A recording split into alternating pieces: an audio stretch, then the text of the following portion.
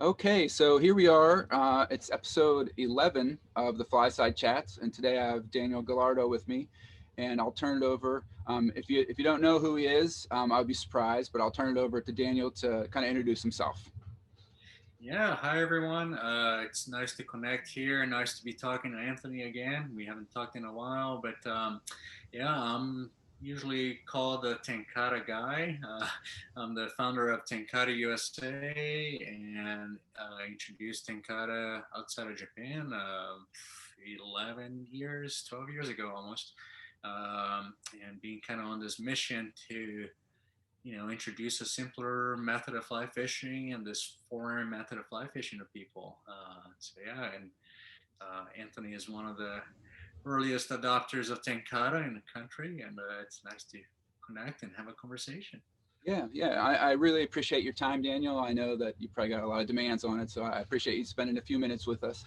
And I haven't talked about this much in the chats yet, but I thought since I've got you today, I would talk a little bit about the my how I got into Tenkara, and I think I saw an online ad probably on Midcurrent. I'm guessing is where I saw it, and it was some guy holding a Tenkara rod. It was collapsed, and he's got the line kind of wound up in his hand, and I remember like looking at that and just thinking like I had a trip to Colorado planned, and I'm looking at that thing and just thinking, wow, that looks like it'd be really cool. It wasn't a fishing trip; it was a family trip where we'll be doing a lot of hiking and stuff. And I remember looking at that 10 car rod and just thinking how cool that would be to just throw in a backpack and have with me as like an extra thing to use now and again. And and I've talked about it before, but I didn't actually get it in time for that trip, but got it in the fall that year. And when I first started using a 10 car rod, um, I just thought it would be like real limited, and I would use it from time to time. I would take my Western rods with me, and then the plan was always to use the 10 car rod for a while and then start using the Western gear, like get back to some real fishing or what. And and I just stopped taking the Western rods out, like the 10 car gear here in Pennsylvania for almost everywhere I fish. It just works so perfectly. And you mentioned simplicity, and I rejected that. I For some reason it bugged me, the idea of simplicity. I'm not really sure why. Maybe because I wanted to feel smart. So for a long time I rejected that idea of that being an appeal of Tenkara for me. But after the last few years, I've been doing a lot more like Euro nymphing and stuff. And when I get out the Tenkara rod again, yeah, it is like such a relief that it's so much simpler. I really appreciate that aspect of it now, that simplicity. So I just want to say thank you for bringing that to us in this country. And, I really doubt that it would have gotten here, if you hadn't done that. I mean, who really knows? But you've changed like a lot of people's lives, by doing that. So one small thing that you did, well, not a small thing, but turned out to be a big thing.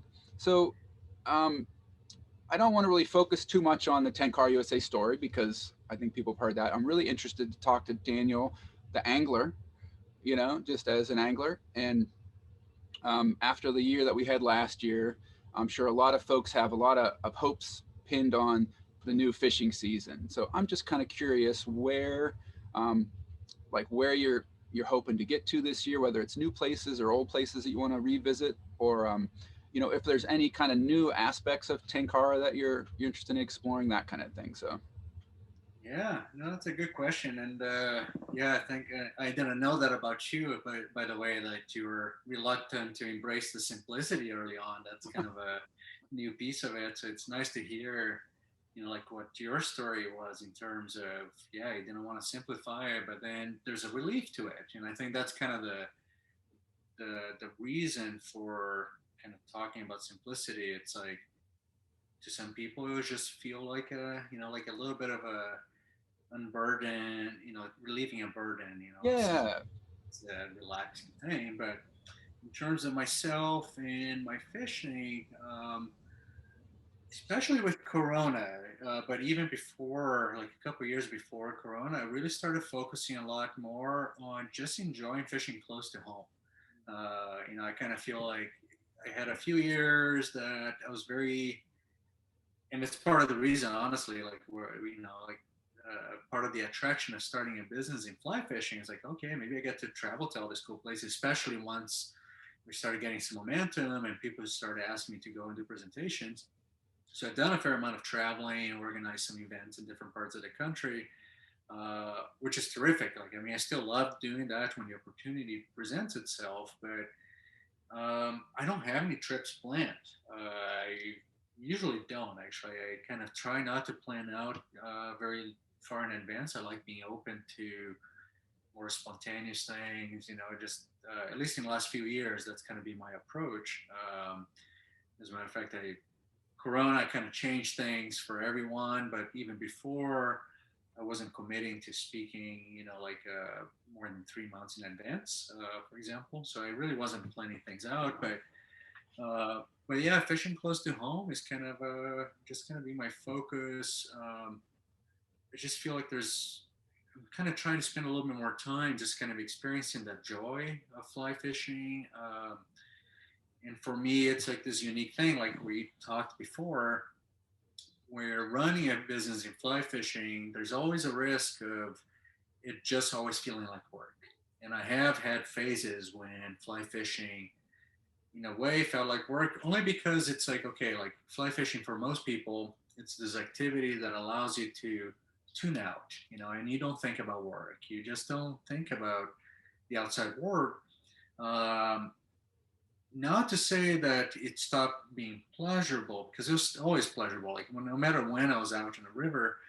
But there's this aspect of like every time I was thinking about some photography, some videos, ideas, it didn't allow myself to turn my brain off the way I kind of wanted sometimes. Um, and sometimes that happens like more often for me when I travel, because then I'm like in a new situation, new place. It's like, oh, I should be talking about this and that, uh, which I do feel like I should do more of, kind of being a little bit quiet on that front. Uh, but I think that's being kind of like a result of addressing a risk of burning out that I started feeling could happen. So when I fish close to home, and it can just be like, okay, I've got a couple hours in the afternoon. I'm just going to go to this creek 10 minutes away. It's a little bit of it's a way that I can tune out a little bit more and be like, I'm just going to go fish. Um, and yes, I'm still going to think about work. I'm still going to think about ideas, but not to the extent as I might when I travel usually. So I think that's kind of something that I've noticed a few years ago. And yeah, so I'm kind of largely focused on fishing close to home, plus the pandemic kind of in terms of, responsibility in a way, kind of definitely made me focus on close to home fishing last year. We'll see, what happens with the vaccinations and that kind of thing if we feel a little bit more at ease exploring other waters. But so yeah, we'll find a balance and just kind of, you know, going through phases. Sometimes I like traveling a little bit more than other times, but no real plans except for wetting a line when I can and when it feels right to do so. So uh, for folks that don't know, your home waters, you're in Colorado, correct? Yeah, Boulder, Colorado. Boulder. So I imagine you have a lot of water around you. Is it when you go out fishing, are you fishing? Is it mostly is it any one type of trout in particular, or do you have a mix of things available? We have a mix of things. So close to home, there's a couple of streams that I can hit. And even within those streams, there's different types of waters. Like some of them are more like tumbling, kind of pocket waters.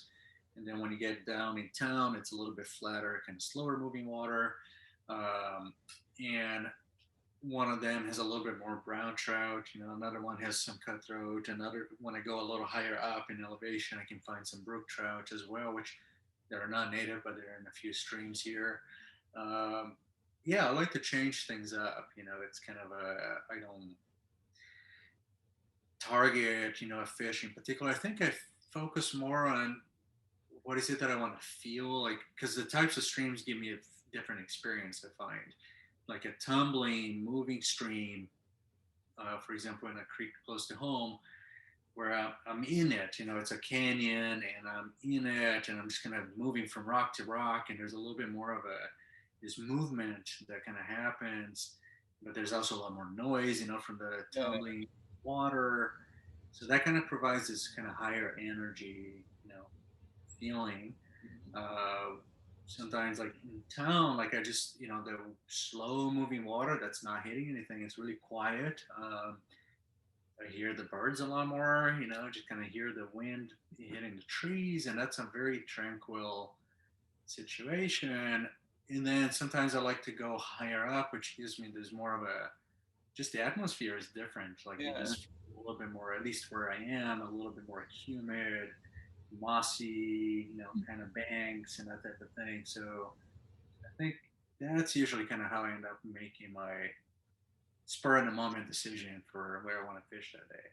This is like a more specific question, but so the type of water, like in all my years of Tenkara fishing and in any kind of fly fishing, I guess that's hard, are the bigger, kind of flatter stretches of water. Do you have any, like, for people who are having trouble like fishing that kind of water with Tenkara gear? Do you have any like advice for that kind of water? I will say, like, and I like to say that Tenkara really shines, in the faster moving water Right. where you have the fine current and you're trying to kind of get on the other side of currents. That's where it shines the most. Yeah.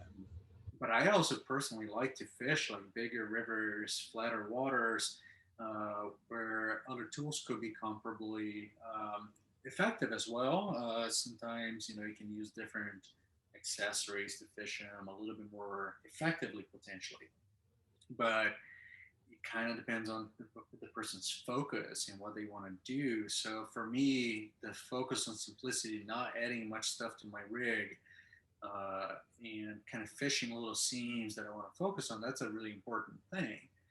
But now, in terms of tips, you know, one of them is just knowing that, you're probably catching as many fish as you would with any kind of other setup. There's never a way to know, it's like, okay, would I be catching more fish with these other flies or this other rig, this other rod? It's hard to prove a negative or, hard to prove something that it's not happening. So, like one of the tips would be like not to get caught up. I'm like, oh, this is not working. This is not the right tool. Especially when you're facing like a bigger river, 60 feet across, and you see fish jumping on the other side, and it's like, oh, you don't have the reach, and it's like, well, nobody has the reach anyways, Right. because Right. drag on your line and that type of thing. So the other thing is focusing on the waters that you can reach. Like there's this concept that I talked about in my book. Just the total reach versus effective reach. It's like, yeah, with a fly rod and reel, you can cast 60 feet across, and but your line is going to be touching the water. It's going to be dragged. It's going to do all kinds of things. So it's not a particularly effective 60 feet of distance. Tenkara, let's say you're fishing 30 feet at the most, like 25 might be more of a common distance, but that's a very, very effective 25 feet. Your fly is just moving the way you want it and that type of thing. So focusing on the waters that you can fish and fishing them through, thoroughly, effectively, I think that's one of the tips that I might share. And then every situation is going to be a little bit different. And it depends on the approach of the person. Like, but my approach, for example, where I don't use weights on the line or near the fly, I don't really use weighted flies. Trying to figure out, like, okay, the fish are not coming to the surface. So let's talk about like more of a murkier water. You're not seeing any like surface activity. The fish might be a little lower, and then there's like, oh, I have to get my fly down. But just casting and observing what your fly is doing, how it's getting pulled under, how your line is stretching, getting a sense of how deep you're getting, maybe doing a couple of passes and see what happens to your fly, which usually watch the line to kind of indicate that a little bit. Learning like what it is that you're actually doing with those 25 feet, for example. But, so then maybe that's the three tips that I kind of feel like I could share. They're not super specific, like do Yeah. this. I think it's more just kind of the foundation for, hey, if I'm going to be fishing bigger waters with Tenkara, how do I look at that, I think.